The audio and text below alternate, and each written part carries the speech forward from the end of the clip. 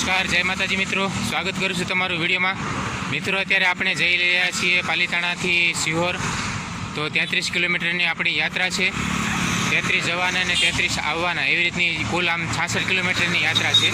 તો મિત્રો અત્યારે આપણે સાયકલ લઈને સિહોરની યાત્રા કરી રહ્યા છીએ। અત્યારે આપણે પહોંચ્યા છીએ મોખડકાના પુલ પર અત્યારે આપણે વિશ્રામ કરવા માટે ઊભા છીએ। દર્શક મિત્રો, યુટ્યુબ પર મારી ચેનલ છે કિશોર નાગર ઓફિશિયલ। હું ત્યાં ટ્રાવેલિંગ કરી અને ધાર્મિક સ્થળોના સારા વિડીયો મૂકતો હોઉં છું। તો આપ મને સપોર્ટ કરજો। વિડીયો જો ગમે તો વિડીયોને લાઇક કરજો અને વિડીયોમાં કોઈ ખામી ખરાબી ભૂલ જણાય તો મને કોમેન્ટ જરૂરથી કરજો। તો ચાલો સિહોર જઈ અને તમને સિહોરી માતાના દર્શન કરાવું। આપણી યાત્રાનું આ બીજા નંબરનું ગામ છે મોખડકા। અત્યારે આપણે મોખડકા પસાર કરી રહ્યા છીએ। આવી રીતે ઢાળ ચડવાના હોય છે અને આવી રીતે ઢાળ ઉતરવાના હોય છે। લગભગ 11:15 જેટલો સમય થવા પર છે। આવી રીતે જે ઊંચા ચઢાણવાળા રસ્તા હોય છે ને, ત્યાં થોડું થાકી જવાય છે। ઊંચો ચઢાણવાળો રસ્તો આવ્યો છે, સાયકલથી ચડાશે નહીં એટલે ચાલીને જવું પડશે। જ્યારે આવી રીતે ઢાળ ઉતરવાના હોય છે ને ત્યારે મજા આવે છે।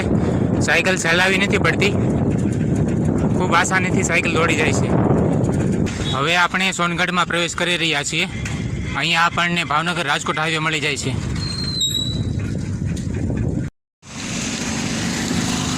અત્યારે બજારમાં જમરૂખ આવવાની શરૂઆત થઈ ગઈ છે। તો રોડની બંને સાઈડ આપણને જમરૂખની લારીઓ જોવા મળે છે। આ છે સોનગઢનું બસ સ્ટેશન।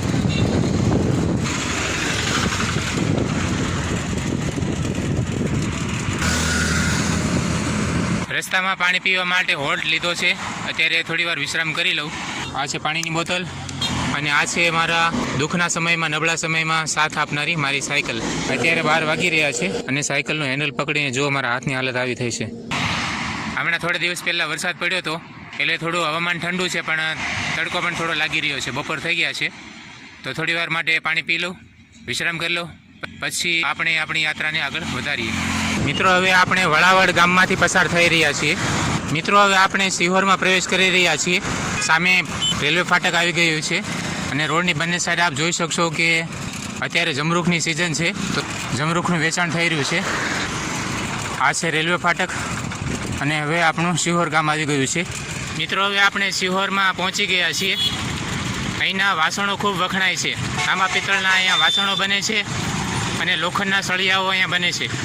લોખંડ પીગાળવાની ફેક્ટરીઓ છે અહીંયા, તો લોખંડ અને અહીંનું તાંબુ પિત્તળ ખૂબ વખણાય છે। મિત્રો, આ છે ટાણા ચોકડી અને સામે જે પહાડ દેખાય છે એ છે સિહોરી માતાનું મંદિર। તો ચાલો હવે અત્યારે હું તમને ઉપર જઈને સિહોરી માતાના દર્શન કરાવું।